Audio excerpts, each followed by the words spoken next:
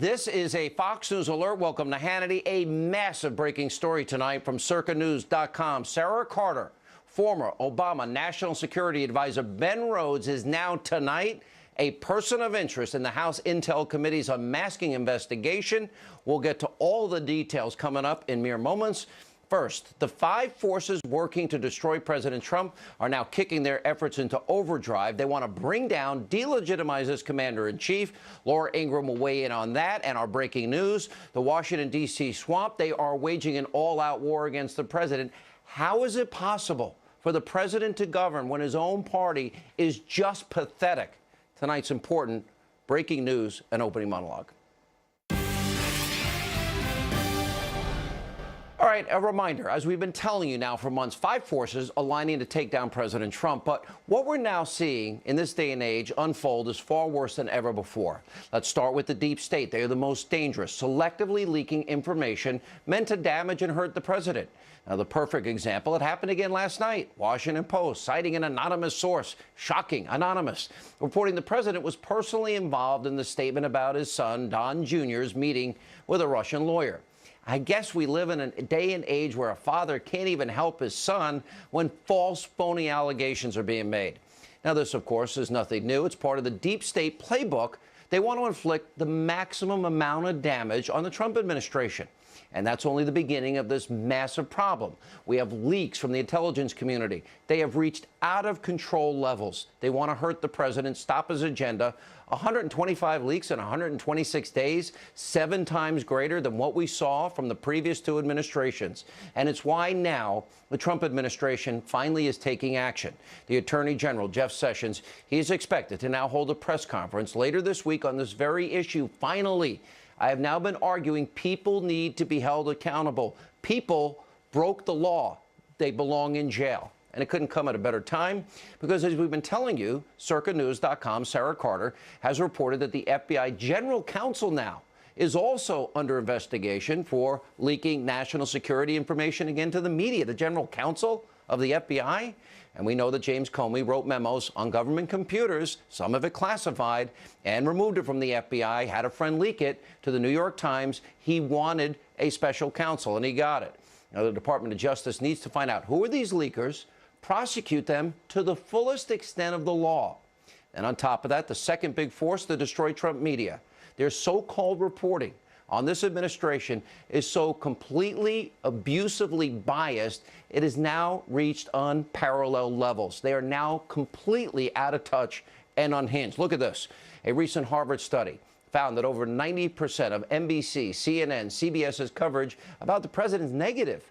And that's why the president continues to call out the fake news media. Earlier today, he tweeted, quote, "Only the fake news media and Trump enemies want me to stop using social media. 110 million people. Only way for me to get out the truth." Well, that's an understatement. And, of course, the establishment destroyed Trump press. They refuse to let up on the attacks against the president. Want some examples? Oh, these are the most recent ones. Take a look. I think all this going around and purging people, just like Kim Jong-un, what does he do? He knocks off all his relatives when he gets scared. When you get scared of your position, you start killing people around you. We don't do that in this country. We fire them. The White House now resembling the Red Wedding from Game of Thrones. Kim Jong-un, that's who we're going to compare the president to? We'll have a lot more on the Destroy Trump media later in the show tonight with more examples you need to see. The next group, the Democrats. They have made it very clear. They will obstruct, as they say, resist the president at every turn, no matter what the issue is. If they really cared about the forgotten men and women, 50 million in poverty, food stamps, lowest labor participation rate, although we have almost 1 million new jobs now, wouldn't they offer some solution to help the American people out? Then establishment Republicans. We already saw them fail and fail miserably. They couldn't even repeal and replace Obamacare, breaking a major promise they've been making for 7 years. And what John McCain and others like Lisa Murkowski did last week, it was inexcusable. Now, instead of working to keep their word, well, some of these Republicans, they appear ready to throw in the towel, move on to the next issue, which proves, as we have been saying, that Republicans have no spine, you have no backbone, no vision, no willingness to fight for the American people. You don't have any identity. What do you people stand for now? And then the never-Trumpers, all right, forget them. The so-called Republicans, they want the president to fail just so they can say, I told you so. One example, look at Arizona Senator Jeff Flake. He's releasing a new book. He goes after President Trump and Republicans who supported him. Now take a look at him selling his book. The party has lost its way. We've given in to nativism and protectionism. There are times when you have to stand up and say, I'm sorry, this is wrong. I'm very concerned about where the party is going and the anti-immigration fervor. Somehow conservatism has become, being mean or loud. No, Senator, you've lost your way. Instead of trying to sell your books, maybe, Senator, you should be focusing on lowering Obamacare premiums. Let's look at your home state of Arizona. Let's see, in the last year alone, they went up 116%, the highest in the nation. So the never-Trumpers, like Senator Flake, they don't seem to understand that by blocking the president's agenda, and you see the reaction he gets around the country, they're only harming you, the American people. The president's son, Eric Trump, who was on the show last night, he summed it up perfectly. Watch this. I mean, I want somebody to start fighting for him. And he's the best fighter in the world. He will do a better job fighting him for himself than all of them will do fighting for him. But, I mean, how much weight does he have to carry by himself? The DNC is in debt. The Republicans are raising 7 times on a monthly basis what the DNC are. Like, why wouldn't they embrace that? Why wouldn't they carry out? My father has the voice of this country. The people of this country love him. Why wouldn't they get in line? It doesn't make sense. And he represents conservative principles. Eric is right about that. So how is it possible for the president to govern on principles Republicans say they support when even Republicans don't have his back and they're undermining him? Now, Republicans, you need to either start working to help the American people, pass the agenda you say you support, or get out of the way, or better yet, you are going to be fired, and nothing is going to be able to stop that. Now that we've given you the background information about exactly what's going on, exactly what the president and his administration are up against, I want to point out a massive double standard when it comes to media coverage in this country.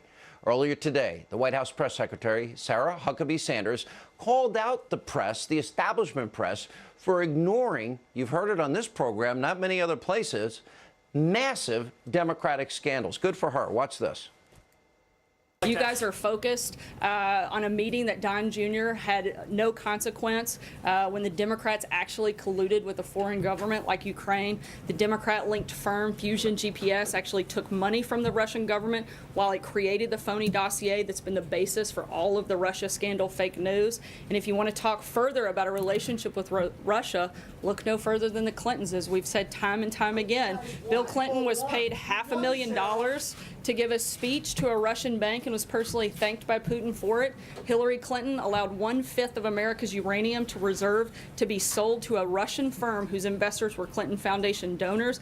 And the Clinton campaign chairman's brother lobbied against sanctions on Russia's largest bank and failed to report it. If you guys want to talk about having relations, which you seem obsessed with doing, look no further than there.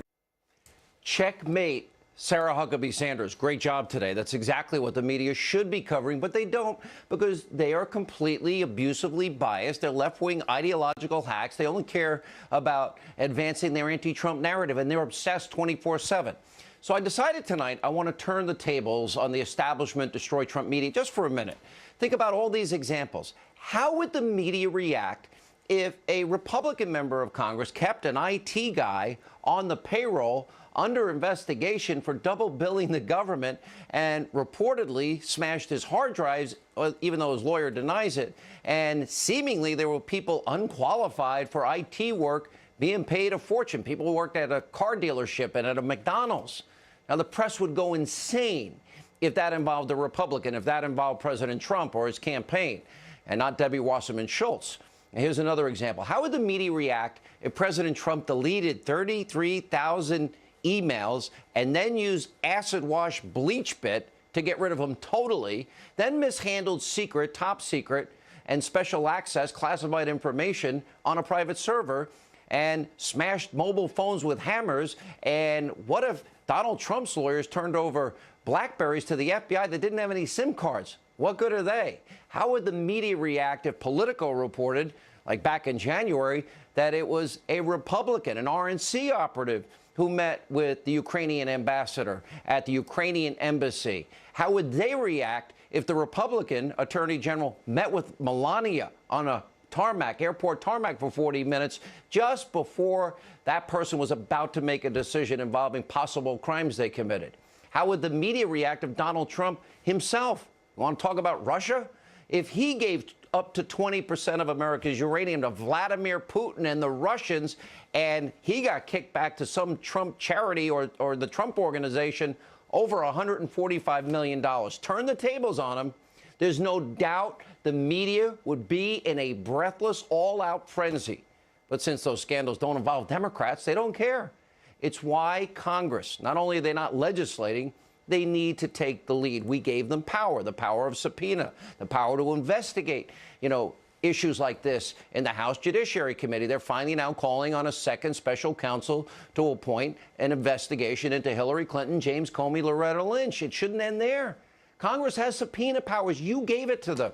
They have committees who need to start calling people involved in all of those scandals we have been talking about, put them under oath, make them testify about what they know. That means Hillary Clinton, top members of her campaign. That means Debbie Wasserman Schultz. That means Loretta Lynch, James Comey, all of them.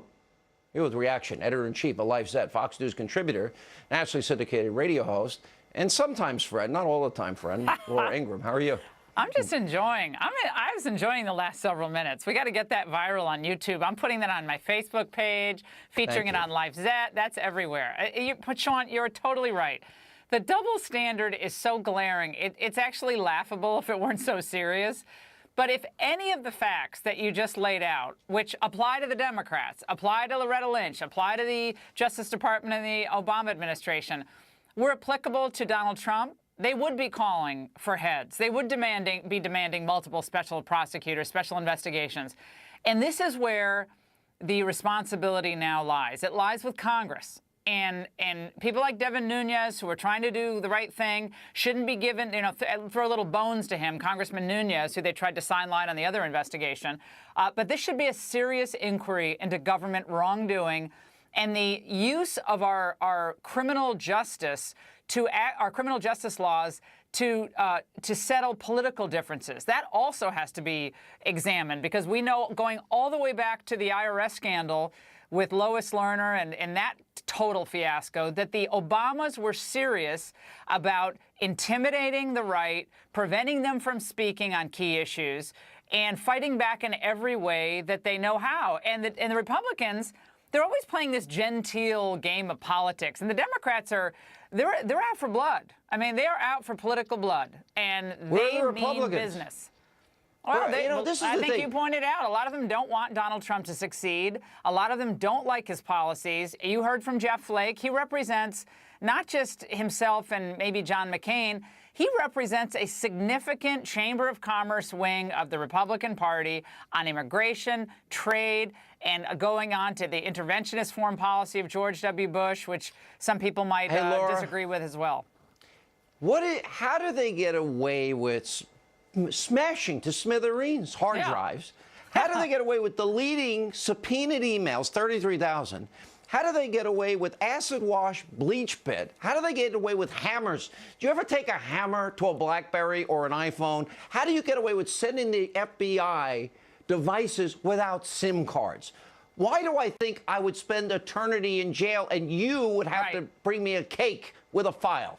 Well, they don't have officials at their Justice Departments who rush to recuse themselves, number one. Everyone knows I love Jeff Sessions, but that, I understand why Donald Trump is not happy about that, because that did set off a chain of reactions that really ended up creating this whole special counsel nightmare for Trump in the first place. But Republicans play the safe, gentlemanly game of politics. And I keep saying this. They agree with the Democrats on a lot of these key issues, and they don't agree with Donald Trump on a lot of key issues. So they're not willing to fight for him. They're not willing to fight for the policies that he's in favor of. They lied to us, Laura. What's that? They lied to voters in 2010, 2014, and 2016. Well, yeah. And they don't like the fact that Donald Trump called them out for doing that in 2016. Remember, Sean, you pointed this out numerous times. Donald Trump won without the consultants that all of these candidates hire election after election. People who are now talking about talk radio and Fox News is the problem. You know, they're all consultants who Trump never needed. He went on his own political instinct, which is a 95% excellent, his own wit, wisdom, and pragmatism, and tweeting and social media. He used all of it to battle them basically by himself, with a few of us who supported him, and he won. He crushed them. He won, and he crushed them, and they never got over it. And the day after the election, they began plotting what they hoped would be his demise.